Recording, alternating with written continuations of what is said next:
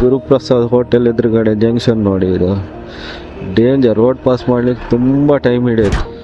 Petrol ಖಾಲಿ ಬರೋದು.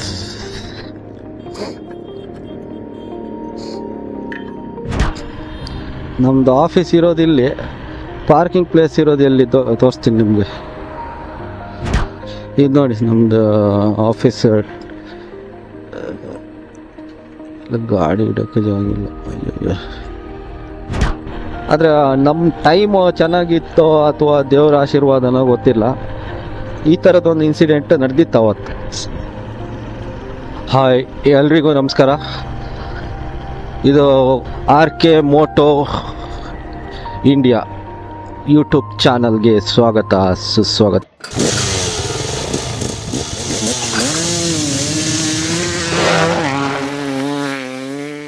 Guruprasad hotel ಎದುರುಗಡೆ ಜಂಕ್ಷನ್ ನೋಡಿ. ಇದು ಡೇಂಜರ್. ರೋಡ್ ಪಾಸ್ ಮಾಡ್ಲಿಕ್ಕೆ ತುಂಬ ಟೈಮ್ ಹಿಡಿಯುತ್ತೆ. ಎಲ್ಲಿಂದೆಲ್ಲ ಬರ್ತದೆ ಗಾಡಿ, ಗೊತ್ತೇ ಆಗಲ್ಲ.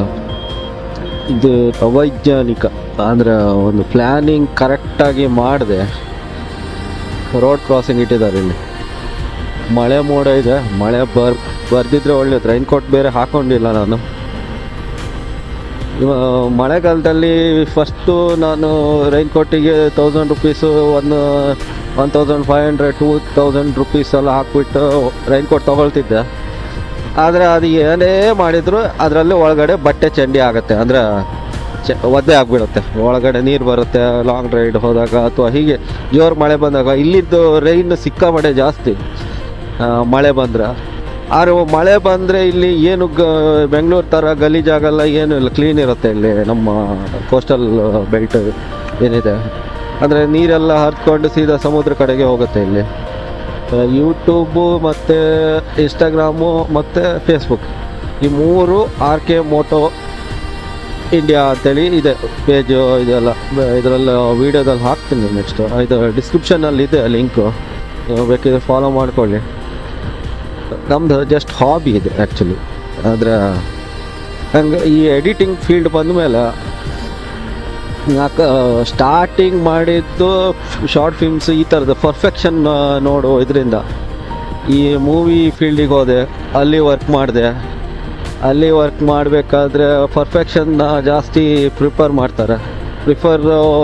To perfection.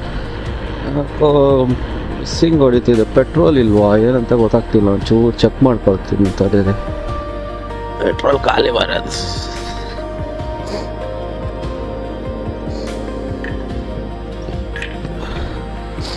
ಐದು ಲೀಟರ್ ಹಾಕಿ. ಇದು XP95 ಅದು ಮಿಕ್ಸಿಂಗ್ ಇಲ್ಲಲ್ಲ, ಹಾಕಿ 5 ಲೀಟ್ರ್ ಹಾಕಿ. ಹಾಂ,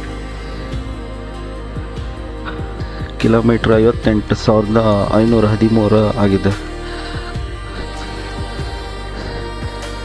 ಮೈಲೇಜು ಡ್ರಾಪ್ ಇದೆ. ತೆಕ್ಕಟ್ಟಲ್ಲಿರೋ ಇದರಲ್ಲಿ XP95 ಆಗಿದೆ. ಅಲ್ಲಿ ಮಿಕ್ಸಿಂಗ್ ಇಲ್ಲದೆ ಇರೋ ಪೆಟ್ರೋಲನ್ನು ಹಾಕ್ಕೊಂಡೆ ನಾನು. ಆ್ಯಕ್ಚುಲಿ ಎಷ್ಟು ಮಿಕ್ಸಿಂಗ್ ಇದೆಯೋ ಇಲ್ಲ ಅಂತೇಳಿ ನಂಗೆ ಗೊತ್ತಿಲ್ಲ. ಇವಾಗ ಎತ್ತನಾಯಿಲ್ ಇರೋ ಪೆಟ್ರೋಲು ಈ ಗಾಡಿಗೆ ಆಗಲ್ಲ. ಕಾರ್ಬೋರೇಟರು ಮತ್ತು ಒಳಗಡೆ ಇದು ಪೈಪು ಇದೆಲ್ಲ ಬ್ಲಾಕ್ ಆಗುತ್ತೆ.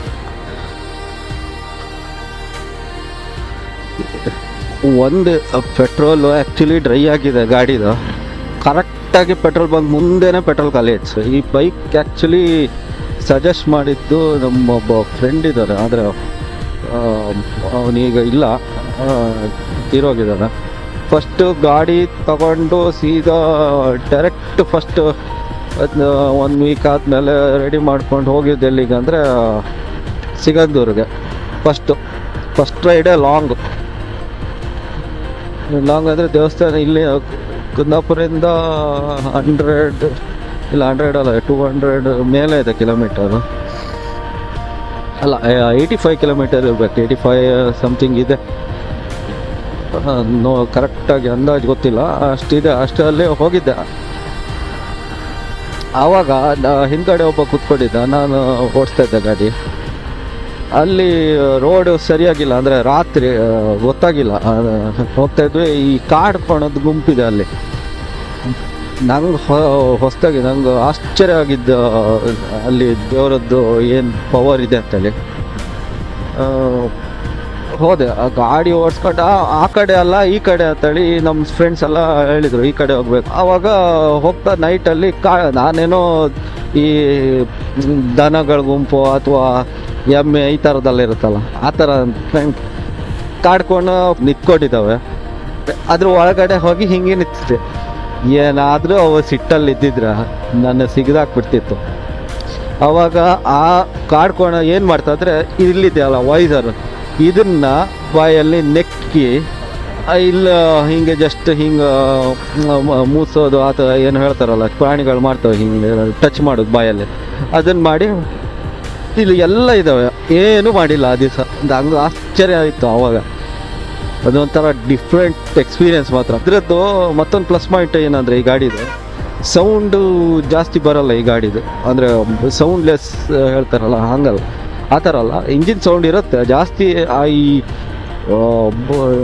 ಏನು ಹೇಳ್ತಾರೆ ಓವರ್ ಸೌಂಡು ಆ ಥರದ ಸೌಂಡ್ ಕಮ್ಮಿ ಇದೆ ಗಾಡಿದು ಟೋಟಲಿ. ಈಗ ಹೋಗಿದ್ದು ಅಷ್ಟು ಈಗ ಟಾಪ್ ಗೇರಲ್ಲಿದ್ವಿ ಅಥವಾ ಸ್ಲೋ ಅಲ್ಲಿದ್ವಿ, ಕ್ಲಚ್ ಹಿಡಿದ್ರೆ ಅಥವಾ ನಾರ್ಮಲಲ್ಲಿದ್ದರೆ ಗೊತ್ತೇ ಆಗಲ್ಲ.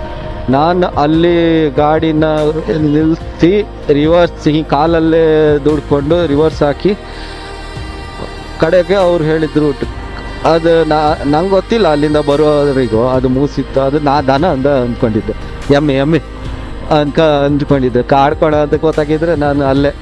ಆದರೆ ನಮ್ಮ ಟೈಮು ಚೆನ್ನಾಗಿತ್ತೋ ಅಥವಾ ದೇವರ ಆಶೀರ್ವಾದನೋ ಗೊತ್ತಿಲ್ಲ, ಈ ಥರದೊಂದು ಇನ್ಸಿಡೆಂಟ್ ನಡೆದಿತ್ತು ಅವತ್ತು.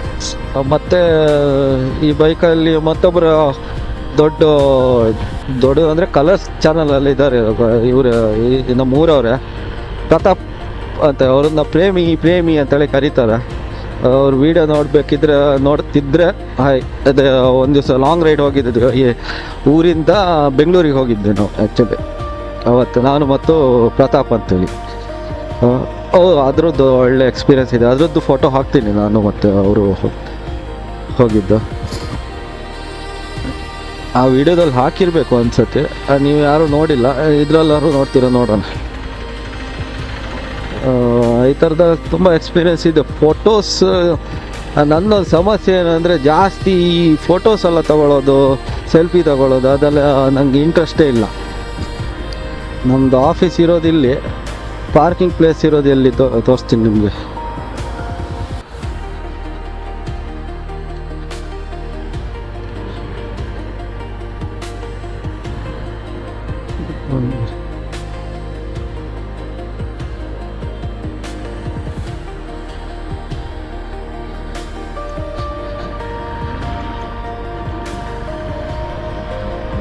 ಇದು ನೋಡಿ ನಮ್ಮದು ಆಫೀಸ್.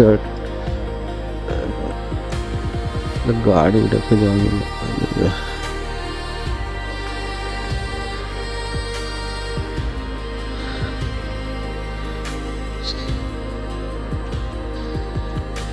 ಈ ವಿಡಿಯೋನ ಇಲ್ಲಿಗೆ ಎಂಡ್ ಮಾಡ್ತೀನಿ ಗಾಡಿ.